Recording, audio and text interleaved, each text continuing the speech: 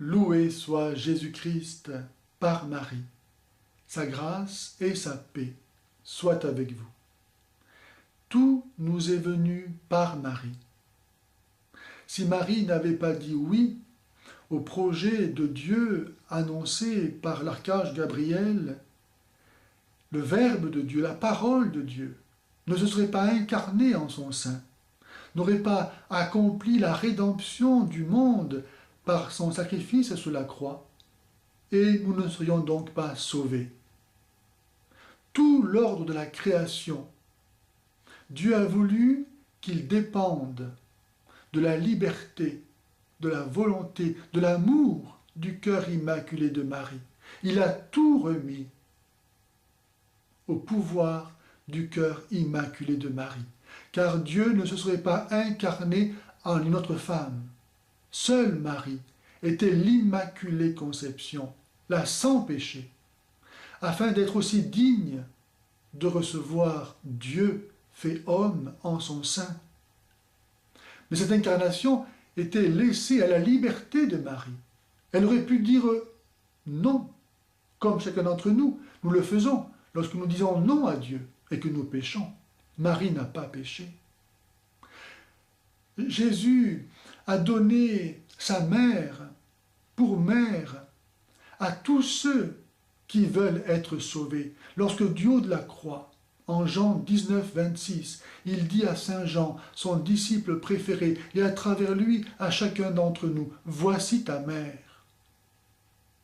De même que Marie a donné à Dieu notre nature humaine et mortelle, de même est-elle chargée en tant que mère de l'humanité et de Dieu d'engendrer les croyants à la vie surnaturelle et divine.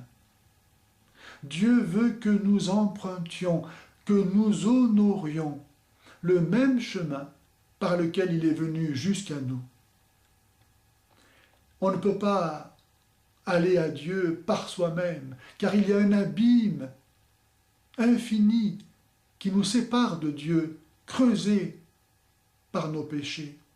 Et c'est pourquoi nous avons besoin d'un médiateur, qui est Jésus-Christ, le pont que Dieu a lancé sous cet abîme. Jésus-Christ ayant assumé les deux natures, humaine et divine, dans l'unité de sa personne divine. Mais Jésus-Christ, s'il nous permet d'aller à Dieu, parce qu'il est homme aussi, étant Dieu lui-même, comment se comporter vis-à-vis de lui, d'une façon qui soit digne de lui? Eh bien, seule Marie a été capable de plaire à Dieu fait homme en l'accueillant dans son sein. Et c'est donc elle seule qui peut nous permettre d'accueillir Jésus-Christ dignement. C'est pourquoi nous devons nous donner à Marie, pour pouvoir être tout à Jésus-Christ de la façon la plus parfaite qui soit. Marie n'a rien perdu de ce qui était à elle, elle n'a jamais péché. C'est pourquoi si nous confions ce que nous sommes, ce que nous avons à Marie, si nous rentrons dans son sein, dans son amour, dans son cœur, elle est capable, et elle seule, de faire de nous un Dieu, car elle est ce moule où Dieu s'est fait homme, et là seulement. À la communion, c'est là où, d'une façon la plus sensible, il nous est permis de vivre cette consécration à Marie en lui donnant de continuer à recevoir Jésus par nous. Comment mieux recevoir Jésus à la communion qu'en permettant à Marie de continuer à le recevoir par nous, nous étant donnés à elle, pour qu'elle fasse de nous ce qu'elle veut, comme elle veut. Notre seule récompense est d'être tout à elle, car en étant tout à elle, nous serons tout à Dieu, par Jésus-Christ. Et en échange, nous recevons de cette consécration, de cette donation à Marie, tous les mérites, tout l'amour de Marie. Nous ne faisons plus qu'un avec elle. Et alors nous pouvons offrir l'amour de Marie comme étant notre propre amour.